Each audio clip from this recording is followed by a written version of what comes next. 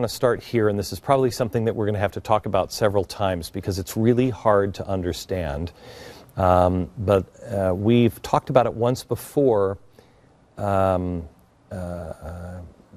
several months, but I think things have gotten significantly worse. And let me explain. Last January, Germany started asking if they could just come into the Federal Reserve and look at their stash of gold. This is the gold that the feds supposedly hold. And the Fed said no. Germany was like, I'm sorry, what?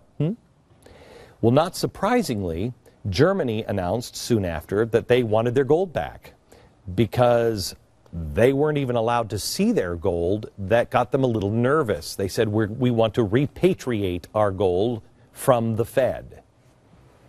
Bundesbank to bring gold home, plans to hold 50% of gold reserves in Frankfurt by 2020. So 300 tons are going to leave New York, 374 tons from Paris. That's cool. Why is that? Well, gold it's not quite clear why. I bet you that's not a very big... It's German politics. Yeah, is that what it is? I mean, because they want to have it, right? They moved it out of Germany because of the Cold War, right? The threat the Russians would take it. It's just the same reason most of the gold is sitting in the basement of the New York Fed. In World War II, Europeans moved their gold over here to avoid the war, and now they're moving it back. And, you know, there's something tangible and visceral about exactly, Larry. gold, the German Federal Court of Auditors, which oversees the government's... This is the biggest bunch of bullcrap I've ever heard. Why does anybody watch these guys? I have no idea. The reason why they moved the gold over the United States is because we said we would be the gold standard.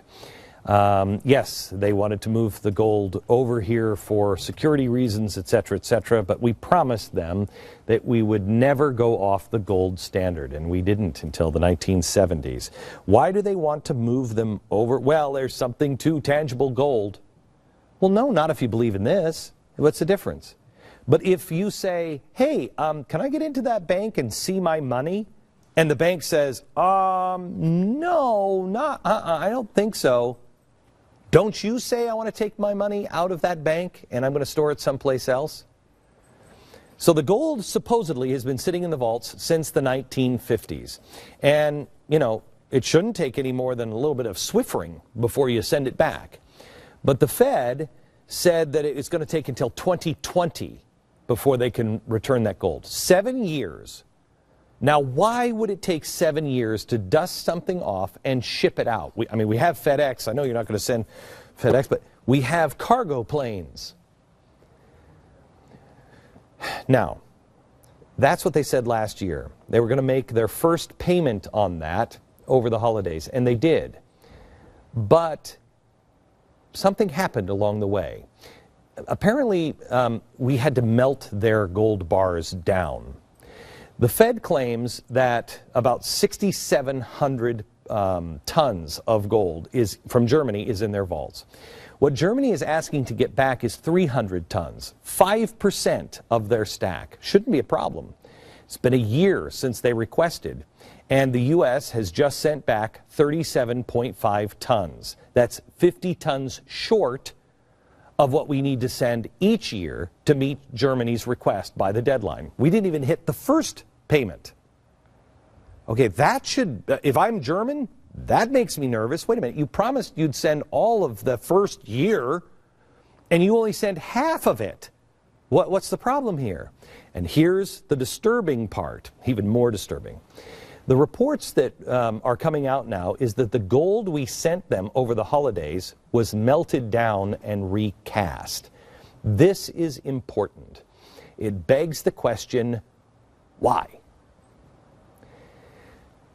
I can think of several reasons, but none of them really make sense, except the situation is worse than even I thought it was. When I talked to you about rehypothecation, I think there's a good chance that there's not a lot of that gold left. But how did that happen? I mean, do we have another Sandy Berger loose, stashing gold bricks in his socks? No. No. The answer is partially rehypothecation. Now, this is something we talked about on this program before, if you remember. When they're taking the gold and Germany says, I want the gold, return our gold, it's ours, the Federal Reserve says, okay, but we'll return 10% in 7 years. Well, how hard is it to return our gold? It's got the German Republic stamped on it. Give us our gold. The reason why, this is my theory, the reason why they're not returning that for 7 years is because a little phone call came in and they said to the Germans, hey, rehypothecation, dude. If you take your, there's not enough gold here. We're playing a game. There's only so many assets. And so we just keep building on those assets in a bogus way. So once people demand their hard asset back, the entire thing collapses. And that's the last phase of what we're headed for. Rehypothecation. Learn it. Okay, that's really important. Let's start at the basics. The Federal Reserve is a collection of banks. We don't know whose banks they are. We're not allowed to look at their books or anything else. They're the ones that we put the gold in, and then they give us this instead. They print our money. But we're not allowed to see that we just gave them all that gold? Yes, that unfortunately is the way it works. Sounds like a scam already, doesn't it? The money has to be backed by something. It needs to be backed by gold. So we put all of our gold into the Federal Reserve, just a giant bank. And they gave us a stack of cash. And then we said, okay, this is the cash the Federal Reserve has. Remember, it's all backed by gold. Then we convinced the entire world, not just the U.S., but the rest of the West. Germany gave it to us, Japan, the UK, everybody gave us their gold to hold, like in a safety deposit box for the entire world. Okay? Safety deposit box. Let me stop there for a second. I want you to think of the vaults down at the basement of the Federal Reserve in Manhattan as a safety deposit box. You go in, say you have jewelry. I have my wedding ring. It's my anniversary today. This is the ring we had made for me. It's the Klimt, the Kiss on it. And it's special to me. And if I go to a safety deposit box, I put it in there with all the other, lovely plastic jewelry that I have. And I bring it to the bank. And I say, I want to put this in a safety deposit box. They give me a receipt. They give me a key. I go in, and I put it all into the safety deposit box. I see it the whole way. Anytime I can walk in and say, I want to see my stuff in my safety deposit. Yes, sir, Mr. Beck, do you have your key? Yes, I do. We both unlock it. Then we have it. We each have a key, and I can see it anytime. Now, at some point, if I go back and I say, I want my wedding ring back and I want all my jewelry, they say, oh, I can't let you see that. Wait a minute. What? What do you mean I can't see that? And then, if they give me, not this ring, but they give me another wedding ring, might weigh exactly the same, but it's not my wedding ring. Wouldn't you ask some questions? Let me explain rehypothecation one time, and then back to what happened to Germany. Why I said originally they weren't going to give their money back to them for 7 years is because rehypothecation is exactly what happened to our housing crisis. And it's happening to our gold because everybody got greedy. Everybody was greedy in the housing market. Not necessarily you, but the banks. Here's what happened. Let's say these were just houses. Jeremy here wanted to buy a house. I was a bank. I said, okay, I'm going to need your house as collateral. You continue to pay for that, but I'm holding that collateral. But then me as the bank, I need a loan. So I go over here to Germany and I say, hey, Germany, I have this house over here. If you'll just give me some money for this house, then we'll be square. But if I don't pay you, then you can take this house. Well, wait a minute. I can't really do that. Because then he becomes the owner of this house, but I'm the owner of this house as well. And then he says he needs some money, so he sells this same house to Japan and then to England. And we keep selling everything to each other over and over again. There's no real asset. If he defaults and doesn't pay me, I default. And because I default, he says, I'm going to default, and he says, give me the house. well, I'm sitting for the house. I need it from him. He needs it from me, but he needs it from him, and he needs it from him, and it goes back around. That doesn't work. This is what's happening with gold. I believe, rehypothecation, the West wanted a fat and sassy lifestyle that none of us could afford. So the Federal Reserve and the central banks all around the world sold our gold over and over and over again. We took our gold and we said, okay, we've already printed all that money for the United States. What the heck? Japan, how much do you need? We're going to take, and you're going to make a loan on this gold for Japan. And then Japan said, okay, Germany needs some money, and we'll give it on America's gold. And then England, it's happening over and over again. That's rehypothecation. That's a Ponzi scheme that I believe happened at the Federal Reserve, and it's starting to fall apart. Now picture this deal happening over and over and over again since 1950, hundreds and thousands of times. Subprime crisis, do you remember that? Imagine that crash on a global scale, and instead of houses, it's gold which backs all of our money, and gold that is not really owned by anyone. Our money becomes worthless. Not a good Ponzi scheme, right? Everything collapses. The Fed's no different right now. But I believe it's worse than this.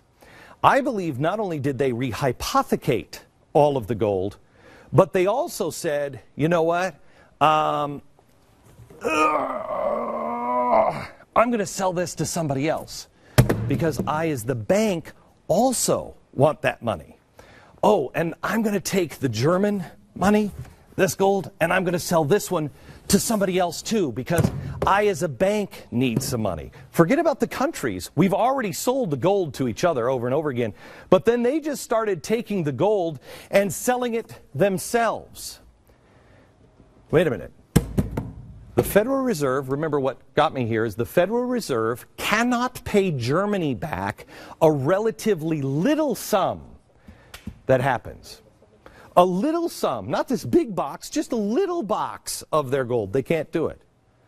And when they start asking for it, they stall. And then something weird happens. Nobody's allowed to peek into the vault. Do you remember Geraldo at Al Capone's vault when nothing was there and it was kind of a letdown? This time it won't be a letdown if nothing's there. A German reporter with over 3 decades of experience in financial reporting asked on December 27th, Germany's Bundesbank, their central bank, why the Federal Reserve melted down the gold that was returned. Here is his email. Dear ladies and gentlemen, I am an independent financial journalist. In connection with the transfer of 37 tons of Bundesbank gold from New York to Germany, I came across the news that the bars were melted down before the transfer. May I kindly ask you the following information? Why were the bars melted at all? And why couldn't that wait until the bars arrived in Frankfurt? Lars Scholl. Great question, Lars. The bank's answer wasn't really an answer at all. They explained that they have a new storage concept to ensure that certain specifications are met. They claimed the bars had to be melted to meet these specifications. Why in the world would you need to melt it down before it got to Germany? If you've ever seen the movie The Italian Job, what's on that bar? It's stamped with a dancer, right? I don't know what Germany's has on it. I don't know, maybe a big beer stein or something. But they're all stamped. And why are gold bars stamped like that? Do you remember in the movie, what did they say? Everybody knew. Remember, that's why the one guy got it in the head, because he was like, oh, this is... Everybody knew who owned that gold. That's why every country stamps it to authenticate the weight and the purity. Let's talk about purity for a second. Several years ago, the Fed had to respond to reports that damage had happened to Britain's gold when Britain asked for some of its gold back and left it with a purity of just 91%. What does that mean? Again, I go to the bank, I give them this, and then I say, what's the purity of this? It was 99.9% pure when I gave it. If it's 91% pure, there's a problem. When you melt down these bars and send them back, you negate the authenticity. We're not able to send them the right amount of gold at all. We're not able to send them their actual bars of gold. That's a red flag to me. And it should have every American and every press organization up in arms asking question. I believe what's happening is far worse than rehypothecation. Not only were the feds playing the Ponzi scheme of rehypothecation, a game on each other over and over, and they all knew it, all the central banks, but I believe they're also physically selling everyone's gold. And now they can't reproduce the stamp, and so they're coming up with whatever they can. Remember, when Britain complained that their money was repatriated gold, it was returned with a small piece of impurity. Well, when you have access to that much gold, skimming it becomes quite tempting. Does anybody have a quarter on them? Nobody actually carries any cash anymore. You think about a quarter or a dollar, an actual coin. You have a quarter? Somebody actually uses the drink machine. When you think about a quarter, I want you just to think about the thin part for just a second. This part. Pull in as tight as you can. This part. The edge. Is it smooth or does it have ridges like ruffles? It's ridgy, right? Why? Why are those ridges there? Because if you skim it, it becomes less valuable. Think of it like the scene from Indiana Jones. Do you remember this scene? Do we have this? Yeah. Remember? This is the most ridiculous thing because you know how heavy that would be if it was pure gold. But anyway, he takes the sand. It's not quite enough, so he has to pour a little bit out. No. What people used to do is they would skim a little bit. This is a very old coin. This is from the time of Christ. This is from the year of the crucifixion. This is a piece of silver. If you look at this coin, you can see, pull in as tight as you can. If you look at this coin, you can see that it is uneven. See, pull in, there you go. It is uneven, and parts of it are cut off. The back is even better to see. Parts of the stamping have been cut off. Why? Because over 2,000 years, because it's solid silver, people would take a little bit and just shave a little bit off. That's why those ridges are on the quarter. They shave just a little bit off. That's what happened to England when they got 92%. They just shaved a little bit. The world needs to demand accountability from the Federal Reserve. I don't think it's going to end well when we do. In fact, I think it ends horribly for everyone.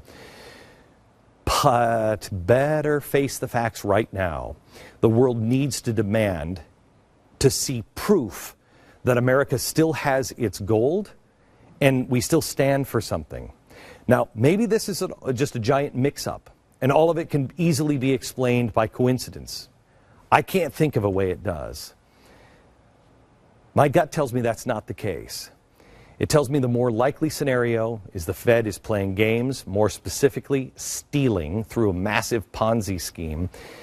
And when the rest of the world who has been in on part of that, the rehypothecation, realizes that the Fed and U.S. government perhaps has been taking the gold, not just theirs, yours as well, to fund their addiction to spending or to give the banks more money.